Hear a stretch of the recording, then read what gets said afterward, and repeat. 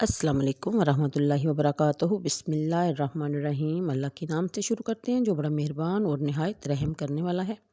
پارہ نمبر 18 سورہ نور کی آیت نمبر 58۔ اور جب تم میں سے لڑکے جوانی کو پہنچ جائیں تو وہ بھی اذن مانگیں جیسے ان کے اگلوں نے اذن مانگا۔ اللہ یوں ہی بیان فرماتا ہے تم سے اپنی آیتیں، اور اللہ علم و حکمت والا ہے۔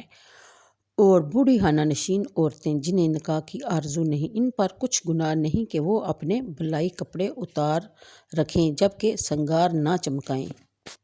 ان آیتوں میں کسی کے گھر اجازت لے کے جانے کے بارے میں ارشاد باری تعالیٰ ہے، اور بلکہ ابھی قریب بلوغ ہیں۔ سن بلوغ حضرت امام ابو حنیفہ رضی اللہ تعالیٰ عنہ کے نزدیک لڑکے کے لیے 18 سال اور لڑکی کے لیے 17 سال، اور عامہ علامہ کے نزدیک لڑکی اور لڑکی دونوں کے لیے 15 سال ہے۔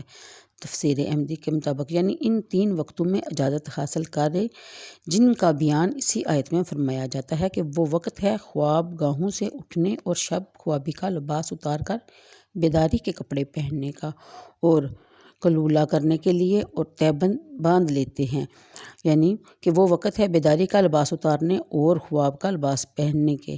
ان اوقات میں خلوت تنہائی ہوتی ہے، بدن چھپانے کا بہت اہتمام نہیں کیا جاتا۔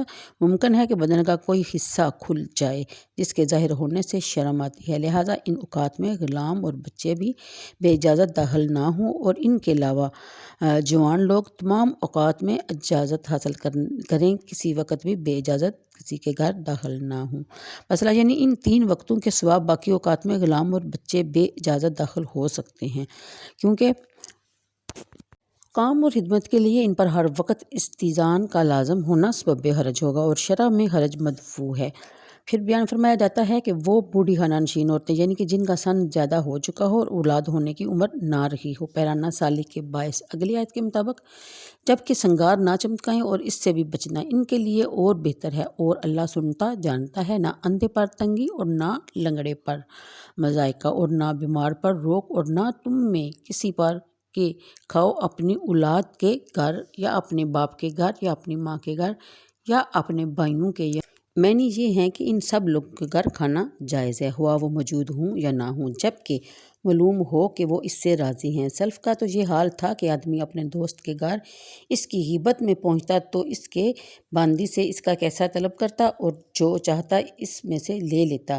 جب وہ دوست گھر آتا اور باندی اس کو خبر دیتی تو اس خوشی میں وہ باندی کو آزاد کر دیتا، مگر اس زمانہ میں یہ فیاضی کہاں، لہٰذا بے اجازت کھانا نہ چاہیے۔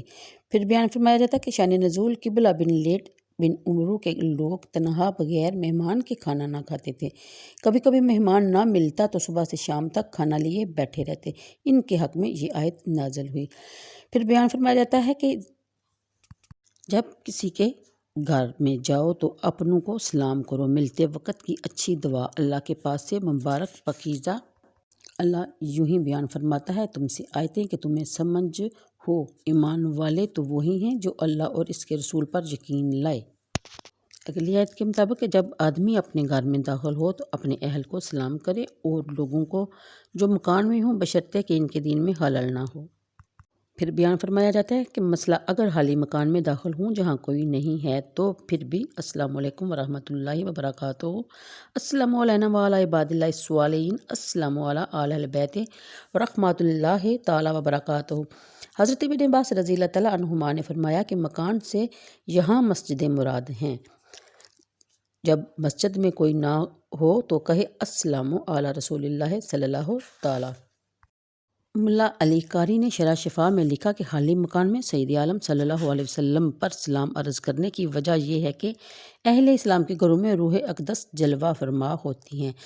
پھر بیان فرمایا جاتا ہے کہ بے شک اللہ جانتا ہے کہ جو تم میں سے چپکے نکل جاتے ہیں کسی چیز کی آڑ لے کر۔ شان نزول منافقین پر روز جمعہ مسجد میں ٹھہر کر نبی کریم صلی اللہ علیہ وسلم کے خطبے کا سننا گراں ہوتا تھا۔ وہ چپکے آہستہ آہستہ صحابہ کی آڑ لے کر سرکتے مسجد سے نکل جاتے تھے۔ اس پر یہ آیت نازل ہوئی۔ تو مجھے دیجیے اجازت، دعاؤں میں یاد رکھیے۔ ویڈیو اگر پسند آئے لائک اور شیئر کر دیا کریں۔ اللہ حافظ۔